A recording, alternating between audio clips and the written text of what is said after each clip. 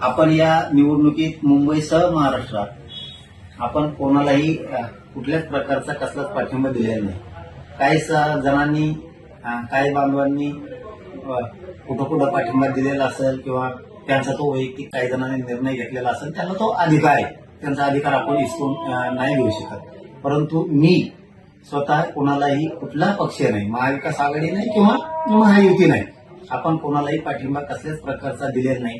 कोणाचे काही पत्रक प्रसिद्ध झाले असतील पाठिंब्याचे किंवा अनेक काही मुंबईमध्ये काही प्रकार झाले असतील, परंतु माझा कोणालाही अक्षरशः खरं सांगतो कसं कुठलाही पाठिंबा नाही.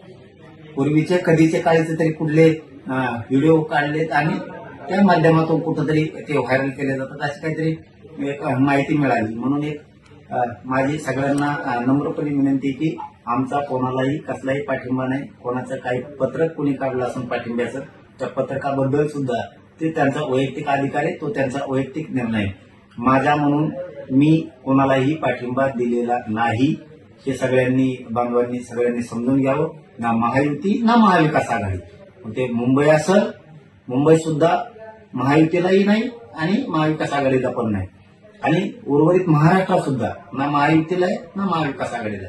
कोणालाही माझा कसलाही पाठिंबा नाही, याची सगळ्यांनी